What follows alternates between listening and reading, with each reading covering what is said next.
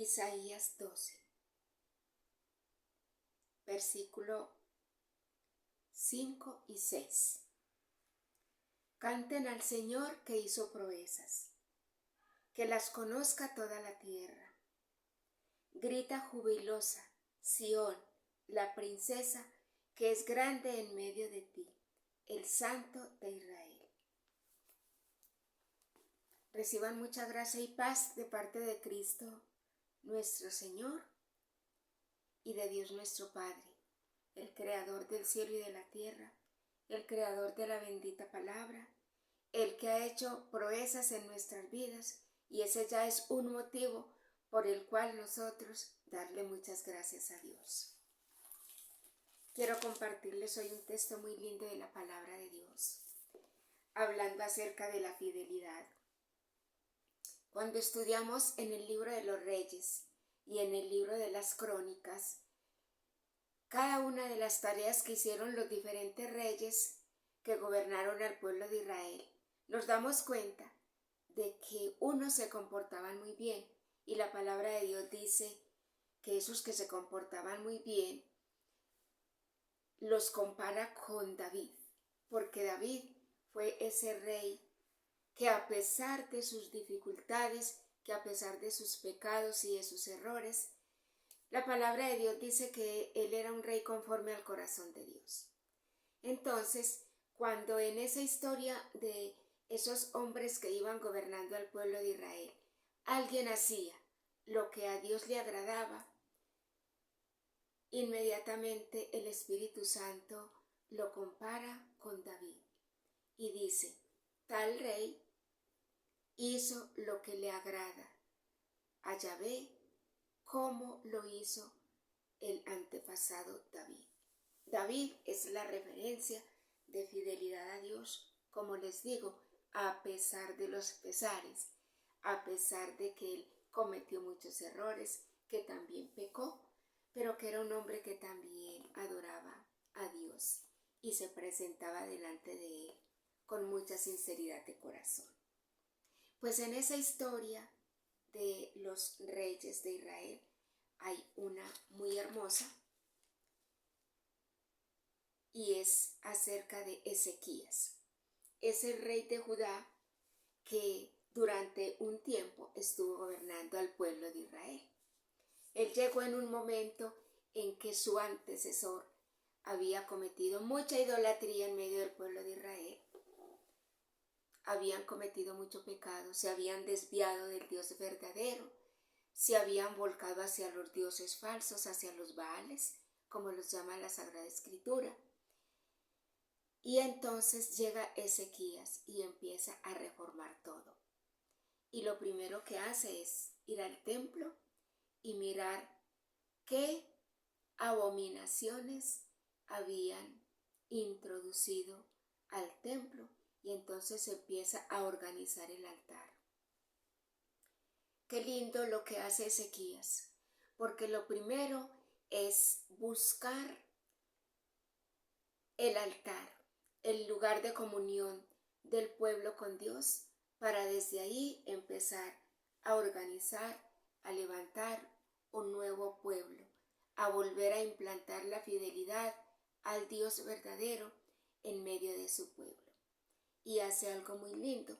Dice segundo de Crónicas, capítulo 29, versículo 16, dice la palabra de Dios: los sacerdotes penetraron en el interior del templo para purificarlo. Sacaron al atrio todas las cosas impuras que encontraron en el templo, y los levitas las agarraron y arrojaron fuera al torrente de Cedrón. Todas las cosas impuras que habían en el templo las sacan, las destruyen y las tiran al torrente de Cedrón. En el mismo segundo libro de Crónicas, en el capítulo 30, versículo 14, nos siguen contando de esta acción de purificación del templo que estaba ejerciendo el rey Ezequías. Y dice la palabra de Dios: primero suprimieron los altares que había por Jerusalén y todos los altares de incensar, o sea, donde le quemaban incienso a los dioses falsos, arrojándolos al torrente Cedrón. Bueno, ya hay aquí dos citas de este rey fiel que nos habla de que todas esas impurezas, todos esos ídolos, todo lo que estaba causando impureza en el templo del Señor, lo destruían y tiraban esos restos al torrente Cedrón. ¿Qué es el torrente Cedrón? Es un lugar que queda en Jerusalén y que precisamente los reyes utilizaban este lugar para tirar ahí las impurezas, los ídolos que habían llevado a pecar al pueblo de Israel. El torrente Cedrón fue caminado por Abraham, fue atravesado. Es una especie de jardín amplio, pero que también, cuando llegaban el tiempo de las lluvias, se formaba un río que no era muy grande, pero se formaba ese río y era en ese torrente de Cedrón donde acostumbraban los reyes a tirar esas impurezas. Y hay unos detalles muy lindos de este torrente, de este pequeño río, porque no es un río muy caudaloso. Tiene unos detalles muy hermosos porque recordemos que en el pueblo de Israel, como una prefiguración de lo que iba a hacer Jesucristo cuando nos redimiera, hacían lo que llama la Biblia los holocaustos, y es que ofrecían corderitos al Señor, le ofrecían esa sangre y con esa sangre expiaban ellos el perdón de los pecados del pueblo. ¿Quiénes lo hacían? Los sumos sacerdotes en el templo.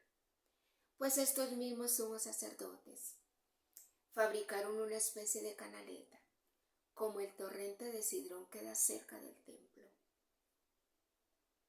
o quedaba, porque recordemos que en este momento ya Jerusalén no tiene templo. Entonces, este torrente tenía un hilo conductor con el templo. Los sacerdotes fabricaron una canaleta y a través de esa canaleta la sangre sobrante de los holocaustos, por ahí se iba esa sangre y caía también a ese torrente. Entonces miremos ya dos cosas. Los reyes fieles a Yahvé destruían todos los ídolos, sacaban todo lo impuro, todo lo que estaba haciendo daño a la comunión de Yahvé con su pueblo, e iban y lo tiraban al torrente Cedrón. Los sacerdotes también fabricaron una canaleta y la sangre sobrante de los holocaustos también a través de esa canaleta iba y caía al torrente Cedrón. Y miremos que aquí hay una conexión muy hermosa, porque ese torrente Cedrón ya nos está mostrando un lugar de expiación, un lugar donde nosotros y donde el pueblo de Israel podía ir a tirar todo lo que lo estaba apartando de Dios. ¿Y que nos aparta a nosotros de Dios? El pecado. Y se unía la sangre con el agua. Y aquí hay un significado muy hermoso. Sangre y agua brotó del corazón del Señor Jesucristo cuando allá en la cruz del Calvario el soldado atraviesa su costado, sale sangre y agua. Pues acá el torrente de Cedrón, en tiempos muy antiguos, ya estaba mostrando esa unión de la sangre de un sacrificio con el agua de un torrente. Esa agua que simboliza la palabra de Dios y esa agua que también, como dice Juan 37, Juan 7 del 37 al 39, dice la palabra de Dios que cuando Jesús hablaba del agua, estaba refiriéndose al Espíritu Santo. Entonces miremos qué conexión tan hermosa. Cómo se iba prefigurando Jesucristo allá en el Antiguo Testamento, en cada una de estas figuras hermosas. No solamente Él después iba a ser ese cordero inmolado, de cuyo costado iba a salir sangre y agua, de donde nacen los sacramentos, de donde nace la iglesia. Pues allá, en el Antiguo Testamento, ya el torrente Cedrón era esa prefiguración y era ese lugar donde se iba a destruir el pecado, la idolatría, todo lo que estaba causando impureza en medio del pueblo. Y hay otro detalle muy lindo del torrente Cedrón, y es que todos sabemos que en la tierra de Israel hay mucha sequía, y este torrente, porque hay un valle que tiene el mismo nombre, el valle del Cedrón o Kidor, y también está el nombre de este arroyito que se formaba cuando caían las lluvias. Cuando caían las lluvias era que se formaba ese torrente. No es que estuviera a toda hora ahí ese pequeño río. Era producto de las lluvias que caían del cielo. Y dicen los historiadores que más o menos 9 meses estaba este torrente ahí como dando vida. Estaba siendo útil al pueblo más o menos unos 9 meses. Y recordemos que esos 9 meses es lo que dura la gestación de un ser humano. Entonces ahí también se prefiguraba la vida.